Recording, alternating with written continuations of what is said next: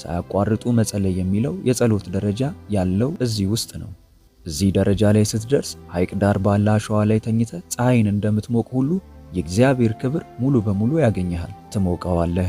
እየናፈከው አይደለም፣ እየተጠማውም አይደለም፣ እየጠጣኸው ነው። ዳዊት በመዝሙር 46 ቁጥር 10 ላይ እረፉ እኔም አምላክ እንደሆንኩ እወቁ የሚለውን የእግዚአብሔርን ሐሳብ ተናግሯል።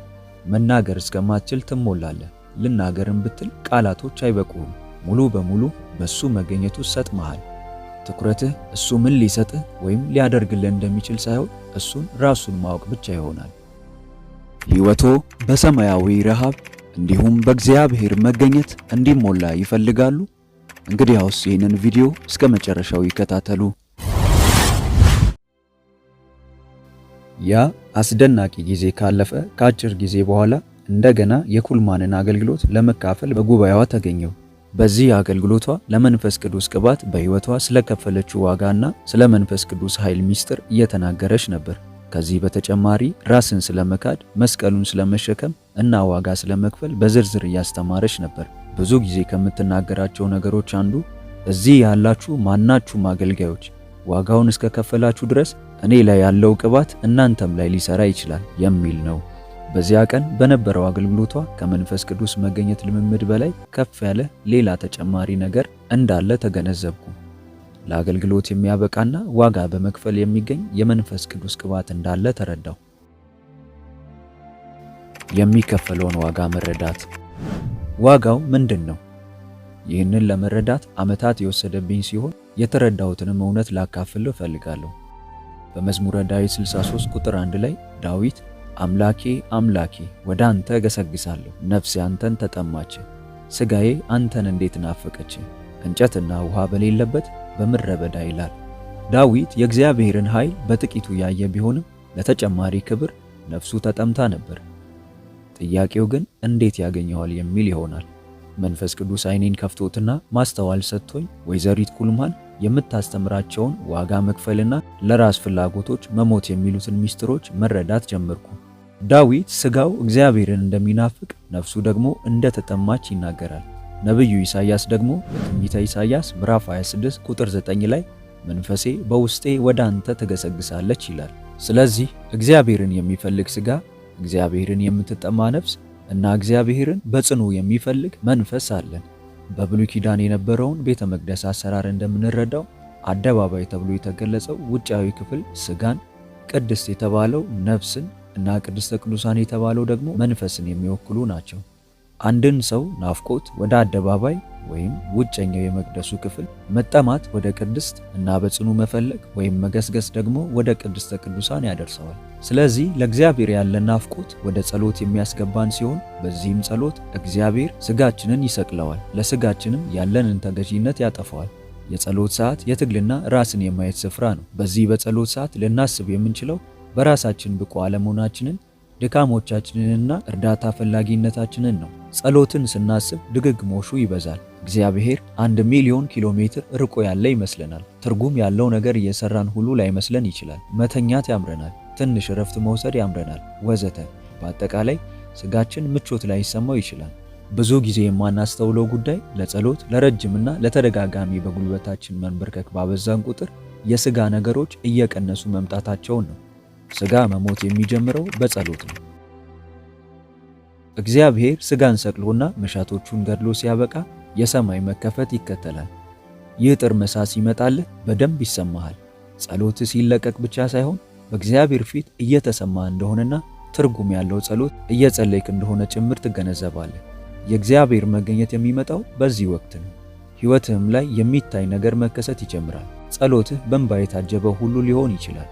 የመጨረሻው መለቀቅ ወይም ጥርመሳው ለመከሰት 30 ደቂቃ፣ 1 ሰዓት ወይም ከዛ በላይ ሊወስድ ይችላል። ከእግዚአብሔር ጋር እንዳለ የቅርበት ደረጃና እንዳለህበት ሁኔታ በማንኛውም ሰዓት ሊከሰት ይችላል። በልብህ ያለ ጣዖትና ኃጢአቶች መወገድ ይጠበቅባቸዋል። በልብህ ውስጥ ሆነው ባንተና በእግዚአብሔር መሃል የሚገቡ ይሳቆችም በሙሉ መነቀል አለባቸው። ረዘም ላለ ሰዓት በጸሎት እስካልቆየ ድረስ በ1 እና በ2 ደቂቃ ጸሎት ጥርመሳ ይሆናል ብለህ መጠበቅ የለብህም። ልብ በል፣ ይሄ የጥርመሳ ሕይወት በየቀኑ እየታደሰ የሚሄድ እንጂ ለአንዴና ለመጨረሻ ጊዜ በሕይወትህ ተከስቶ የሚያበቃ ጉዳይ አይደለም። በአንደኛ ቆሮንቶስ ምዕራፍ 15 ቁጥር 31 ላይ ጳውሎስ ዕለት ዕለት እሞታለሁ ሲል ተናግሯል። ወደዚህ አይነት የጸሎት ደረጃ ለመግባት በሞከርን ቁጥር ትግል ይኖራል። ከ20 ዓመት በፊት ስለሞት ዛሬ የመንፈስ ቅዱስን ቅባትና መገኘት አታገኘውም። ዛሬ የምታገኘው ዛሬ ጠዋት ስለሞትክ ነው።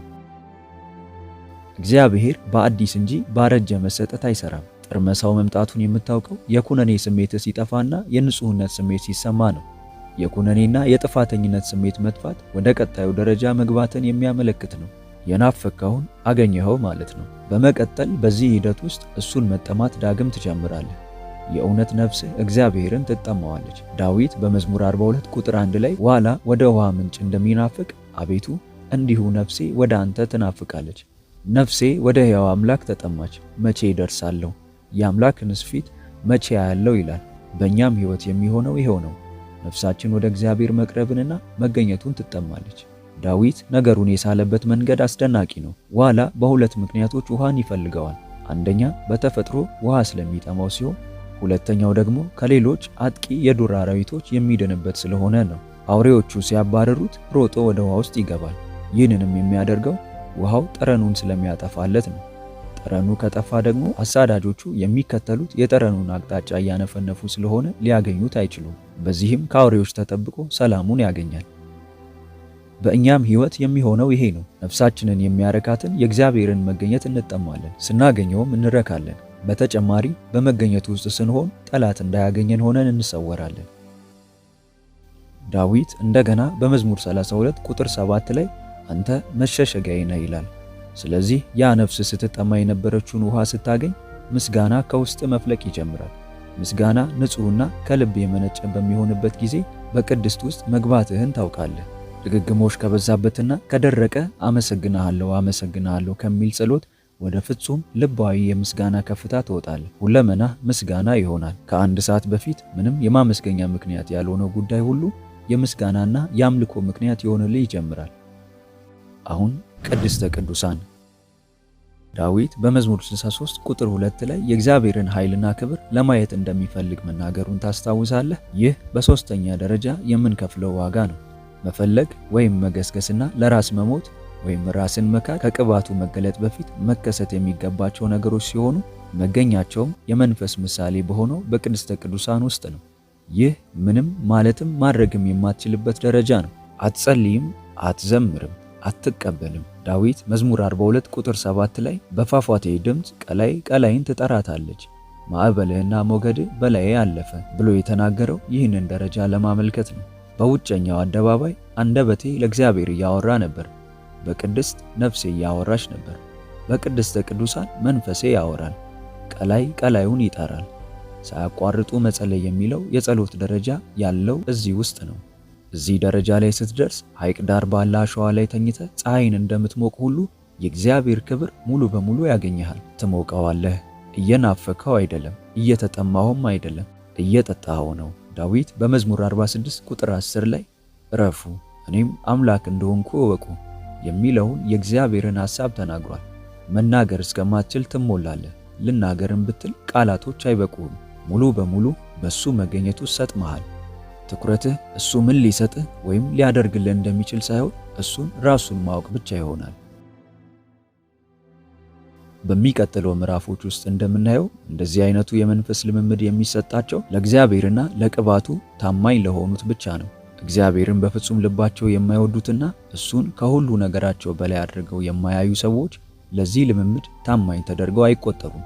በእርግጠኝነት የምነግርህ ይህ ልምምድ በየቀኑ ወደ ቅድስተ ቅዱሳን መግባትን ስራዬ ብለህ ከተያያዝከው በሕይወትህ ልትለማመደው የምትችለው እውነታ መሆኑን ነው። ወደ ጥርመሳው ደረጃ ለመግባት ግማሽ ሰዓት ሳይሆን 5 ደቂቃ ብቻ ሊወስድብህ ይችላል። ገና ጌታዊ ብዬ ስናገር ወዲያው ሲከሰት አይቼው አውቃለሁ። በተጨማሪም በመገኘት ውስጥ የምትሆን ከሆነ መገኘቱ ካንተ ብዙም አይጠፋም። እንዲያውም እየወፈረና እየጨመረ ሲሄድ ታያዋለህ። ለምሳሌ ለመጀመሪያ ጊዜ በጸሎት የጥርመሳ ልምምድ ካደረክ በኋላ ከጸሎት ክፍል ወጥተህ ሚስትህን ሰላም ስትላትና ስታወራት ከሁኔታ ለየት ያለ የመንፈስ ልምምድ ውስጥ እንደነበርክ ታውቃለች። ከሳምንት በኋላ በልምምድህ እየገፋበት ሄደ ከጸሎት ቤት ስትወጣ ምንም ሳታናግራት በቀላሉ አንተ ላይ ያለው ቅባት ይሰማት ይጀምራል። ምንም ማውራት አይጠበቅብህም። ራሱ ይሰራል። በይበልጥ በመንፈሳዊ ሕይወቶ እጅግ የሚበረቱባቸውና መንፈሳዊ ረሃቡን የሚጨምሩ ትምህርቶች እንዲሁም የጸሎት አገልግሎት በየቀኑ እንዲደርሱ ሰርቫንት መልካሙ ሙሉጌታ በማለት የፌስቡክ እንዲሁም የቲክቶክ አካውንታችንን እንዲሁም ሆሊ ቲዩብ ኢትዮጵያ ብለው ሰርች በማድረግ የቴሌግራም ቻናላችንን ይቀላቀሉ። ተባርካችኋል።